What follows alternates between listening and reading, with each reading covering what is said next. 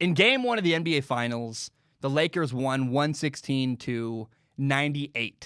And really, the truth is that the game was a lot more of a blowout than even that score would suggest. I mean, there was a point in the third quarter where the Lakers were up by 30 points, and you went, ooh, what's going on?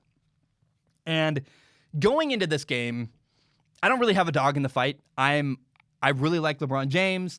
I love Jimmy Butler. Both teams have compelling players. I love Duncan Robinson from Miami. If you don't know Duncan Robinson's story, it's really cool. He was an undrafted rookie free agent. What am I saying? An undrafted free agent out of, wasn't drafted in the NBA draft out of Michigan.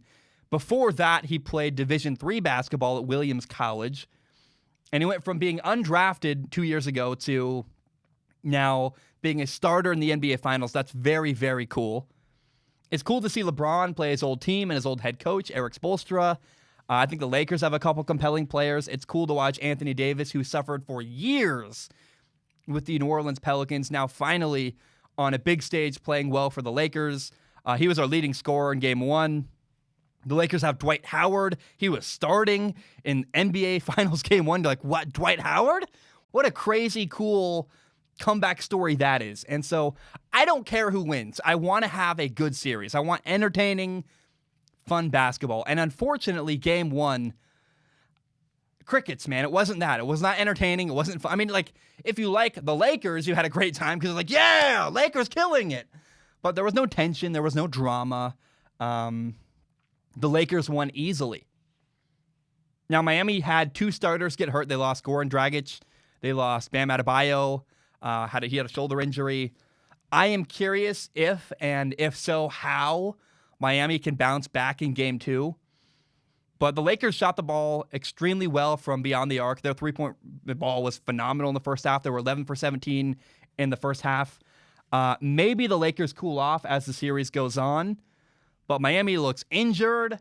They also have a big size disadvantage where the Lakers put Dwight Howard into their starting lineup. And that's like, whoa, it's a head turner because the Lakers are simply now way, way bigger than the Miami Heat. And so I don't want to overreact to game one, but it sure looks like the Lakers are going to win the series, maybe even in 4 games. I mean, you went, ooh, this is not competitive. Now, that's one game. I get also that when you're down by 30 points, you really ease off the gas and you take your starters out, and your focus will shift to, you turn your focus to game 2 and say, let's worry about the next game. We lost this one. We'll go back to the drawing board. But after one game, I'm not hopeful that we're going to get a fun, interesting, competitive series in the NBA Finals. Now, it's cool to see Dwight Howard do well. I'd love to see Anthony Davis get a ring. Both of them are a cool, compelling story. But the story to me of this year's NBA Finals is for sure, without a doubt, LeBron James. If you are not paying attention to LeBron James, I think you're looking at the wrong thing. And I know people hate LeBron, but you got to realize this is year 17 for LeBron James. His 17th season in the NBA.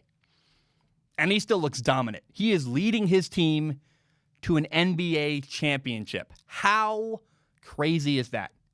I mean, I think it, and I think still somehow, despite all the praise and love he gets, and I know that I think people like, I'm going to say their name a different way, ESPN, they're the big media companies, they overhype people and they say a lot of stuff, and the more you cover a person, even if they're great, like if you overplay a good song, you get tired of that song.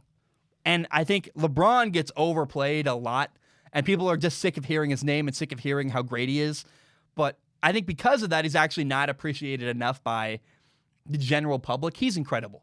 Year 17, doing what he's doing. You can hate LeBron if you want. It's your choice. But if he wins, that would be 4 different championships with three different organizations. Remember Miami, he brought Cleveland to championship. How crazy is that? And then now the LA Lakers. He brought the Lakers back to prominence.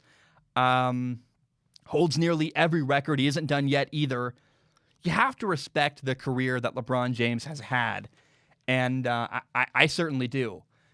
So, again, I think it's unfortunate. Kind of like, think of your favorite song. If you listen to your favorite song over and over and over again, now, I'm weird. I'm one of those guys. People make fun of me. I can listen to the same song for like 2 weeks in a row. Literally, there's a button on the iPhone where you hit the button, looks like a little circle with a 1. It plays it over and over and over again. But most people can't do that. And so I think LeBron James has been overplayed a little bit by big media networks, ESPN and the like. I say ESPN intentionally. But I think because of that, again, LeBron is underappreciated. So game 1 of the NBA Finals, his 17th year, LeBron had 25 points, 13 rebounds, 9 assists in 17th year in the NBA. That's crazy to me. It's so impressive. I hope the series gets better. I want a fun, competitive NBA Finals. Game 1 was not competitive. Game 1 was not very fun, unless I guess you're a Laker fan, which I'm not. I want a good time, though. I hope Miami can bounce back. They got to this point with impressive defense. We didn't see that on Wednesday night. Game 2 is on Friday. We'll see how that goes. That's tomorrow. But I was very, very, I'll be honest, disappointed with the NBA Finals Game 1.